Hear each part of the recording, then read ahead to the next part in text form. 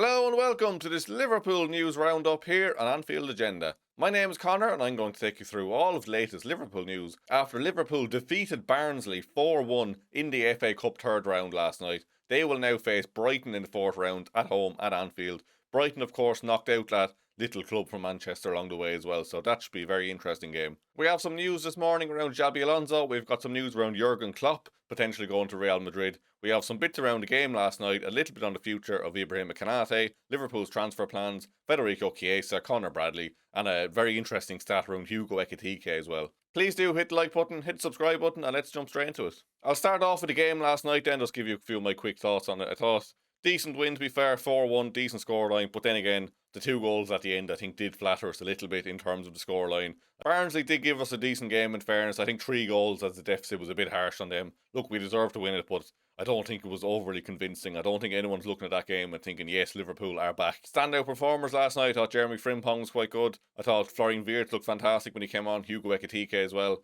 Dominic Szoboszlai, fantastic outside of that complete blunder, and what can I even say about that? What a bizarre moment. And like, I don't know if it's too harsh or not, but personally I think he should have been taken off when that happened, because that is just pure, I don't know if it's stupidity or arrogance, but either way it's just too complacent. I think we can't let that be a thing in this squad, and I hope he does learn his lesson from it. Maybe taking him off would be a bit too harsh, but I hope he does get a bollocking for that, because we can't be just messing around with the ball like that in front of our own goal against any opposition. Like, I agree with Conor Houlden, the Barnsley manager, that it was a bit disrespectful, and he probably wouldn't attempt that in the Premier League or the Champions League or anything that way. So please, Dom, learn from that mistake. Completely stupid thing to do, but hopefully he does learn his lesson from now on, because yeah, probably the weirdest thing I've ever seen on a football pitch, or definitely in a long time.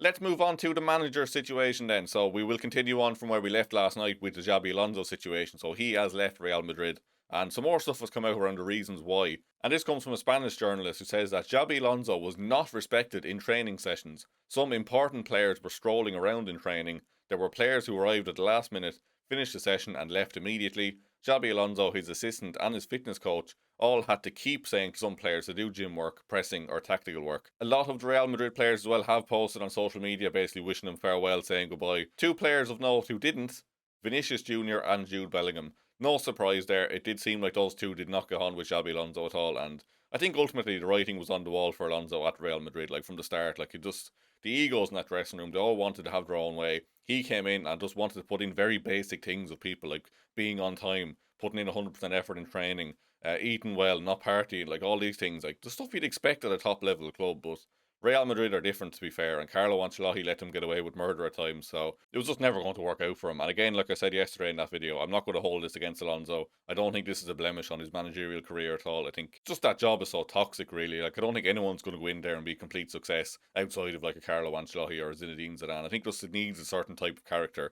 I don't think Xabi Alonso is that type of character. I think if he came to like a Liverpool, a Manchester City, a Juventus, a Bayern Munich, some of these kind of teams, he would be successful, as we've seen at Bayer Leverkusen. Just Real Madrid is just a batshit crazy club, isn't it? So I'm not going to hold it against him at all, and I still want him at Liverpool. There was some confusion all the same around whether like he did leave the job or if he was sacked, and most of the reports seem to say he walked away because like just the job was untenable and he's just sick of it all and sick of the treatment. He doesn't have the trust of the board, doesn't have the players on side. And then there was a report from Marca last night who said Real Madrid tried to change Xabi Alonso's coaching staff and to include Pintus. Xabi told them no, that his coaching staff is a red line and he absolutely won't change it. So the club fired the entire coaching staff, including Xabi Alonso. So again, this goes back to the fact that he wasn't even trusted by the people above him to pick his own staff. And like, whether he was sacked or not, like either way, I think the writing was on the wall. He was going to have to leave soon anyway, because that position is just untenable for him. So look, no surprise he's gone. The timing of it was a little bit surprising given the fact there was reports yesterday that he wasn't in danger and stuff, but I think it makes more sense that he walked away rather than he was sacked. I would tend to believe that side of it more. This then leads us on to who do Real Madrid get in to replace Xabi Alonso, and Fabrizio Romano has said, within Real Madrid, Jurgen Klopp is super appreciated, but nothing is advanced of now. That was then followed up this morning by Santi JFM, who said that Real Madrid's dream managerial signing is Jurgen Klopp for this summer. He is Florentino Perez's top priority. I've absolutely no doubt whatsoever that Real Madrid will want Jurgen Klopp. He will be their number one target. And I've absolutely no doubt in my head that Jurgen Klopp will tell them to go away.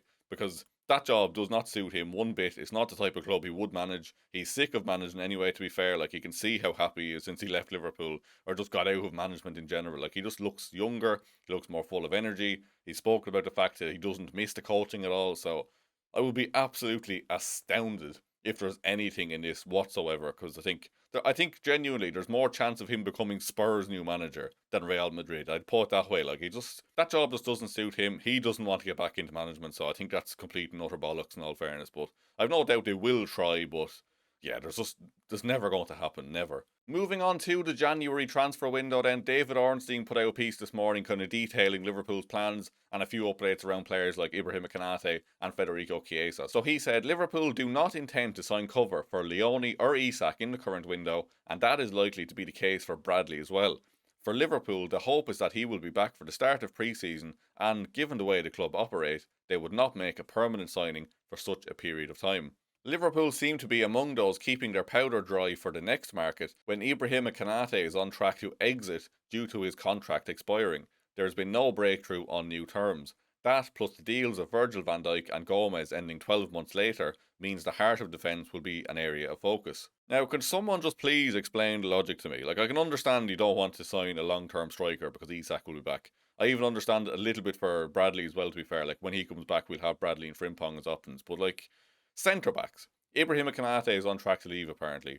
Giovanni Leone is very young. Virgil van Dijk is out of contract next year. Gomez probably leaving in the summer as well. Like, why on earth would you not just sign a centre back in January? Like, we're going to need probably 3 or 4 centre backs to be signed in the next 2 years. Like, you might as well get 1 or 2 of them now.